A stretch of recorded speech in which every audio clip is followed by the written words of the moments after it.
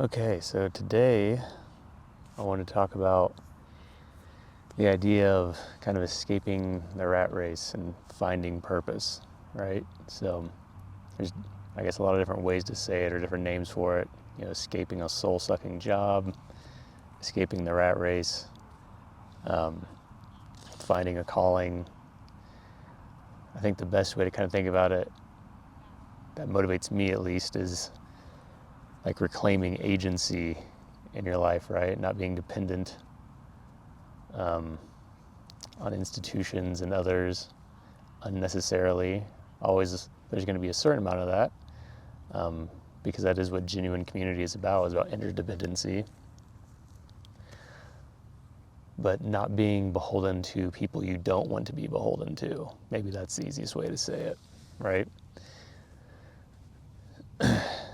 And I think this is an important topic for now, especially with all the things going on in our world, because I think it's absolutely necessary that we have to build parallel systems in order to escape the situation we find ourselves in. That's something I've realized personally, and that seems to also make sense at the societal level as well. So there's kind of two ways I want to approach this topic. One is why I think this is necessary, both for the individual and for society. And number two, personally, what I'm doing to attempt to achieve this. Not that I have achieved it by any means yet, but I'm trying. So why?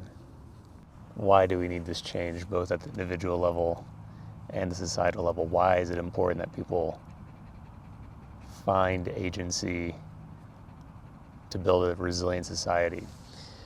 Well, the situation we're in now, we just kind of look at it honestly. We've built a society where we use massive amounts, speaking specifically from the American perspective, since that's the one I know, is our lives are subsidized by the unseen suffering of other people and other places, right?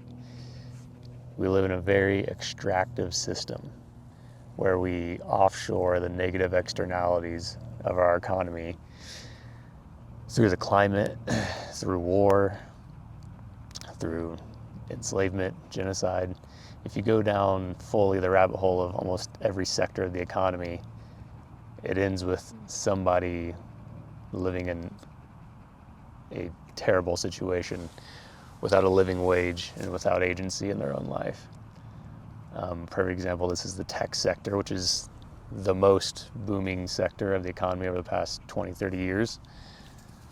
When you go all the way down to the bottom of that, we literally see slavery in Africa with people mining captan for cobalt, which is an essential component in all electronic devices, in horrible conditions. And that's been true throughout history, throughout America, throughout capitalism, because the goal of every capitalist is to have a labor force that doesn't need paid or needs paid very little so they can maximize profit. That's also the goal behind AI, right? Is to replace people with machines and software. So once again, you can have a system of labor that requires no living wage, no payment, no reciprocity, and you can extract whatever you want from it.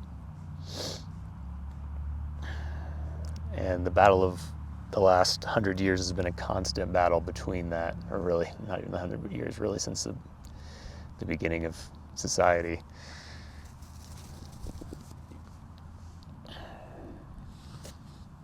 So if we want to see something different, which we should, we have to become more reliant on ourselves as individuals. And I know how that sounds to some people, right? Because it sounds like the bootstrap conversation, which I promise it's not. It's not what I mean. We absolutely need interdependency at the local level, We need to build true community between people. But the more self-reliant every individual is in that community, the more resilient that community will be, right? So there's something to be said for being able to have a lot of skills, whether that's being able to fix your own home, fix your own car, learn a language, grow your own food, anything like that that can help you build a parallel system where you are not reliant on the massive institutions we've built from a government standpoint, from a corporation standpoint, from our energy sector, our agricultural sector, which are massively extractive in their current paradigm. This all fits with the idea of what I talked about in my last series of videos of regenerative agriculture as well, right? I would say. Because that is the fundamental idea of regenerative agriculture, is using what you have available to you in the most balanced and harmonious way with nature without having to do a bunch of external input, which necessarily requires offshoring negative externalities to other places. So the more we can group people together that have these types of skills and have them interact in mutually beneficial ways and build genuine trust and relationships between them, the less that set of people will need external resources from others. And I think that would be massively important in creating a better world. Because again, I mean, that is a stated goal on the side of, what we see with techno-fascists, is they want you to be fully dependent on them, right? The last thing they want is for you to have a good relationship with your neighbors or know them at all. The last thing they want is genuine community, mutual benefit, interdependence. They want people who have an AI girlfriend who sit at home playing video games, staring at a screen, don't have any hard technical skills that they can use, so they're always dependent on others. That makes you easily controllable, right? That makes you incapable of escaping from the system. But each one of these skills that you can build separately is a stepping stone out, right? So there's a measure of balance that has to be struck here, because on one hand, it's not about building a society where everything is provided for you, because again, that makes you too controllable and dependent and lose your agency. But on the other hand, it's not that we need to have everyone pull themselves up by their bootstraps either, right? And like not have social safety nets for vulnerable people. We do have to recognize past injustice and correct it. And by doing that in a genuine way, right, that will empower people and communities to be more interdependent. Now, they're not going to give us that, right? We have to take it for ourselves. And so that's where getting to know your neighbors, letting your guard down, becoming self-confident, learning skills, and interchanging them with people becomes so important.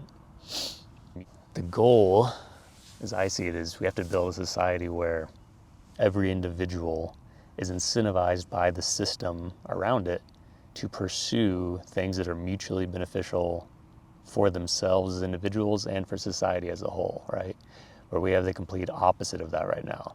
The whole point of America is to gain as much possessions as possible, as much wealth as possible, in a dog-eat-dog race at the expense of other people. Like, that's what we've built as our central operating system. And we have to reverse that.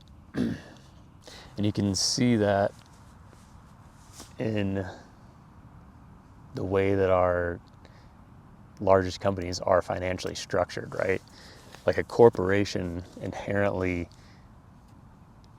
is set up to maximize profitability over everything else. I mean, even the phrase people talk about is the fiduciary responsibility to the shareholders.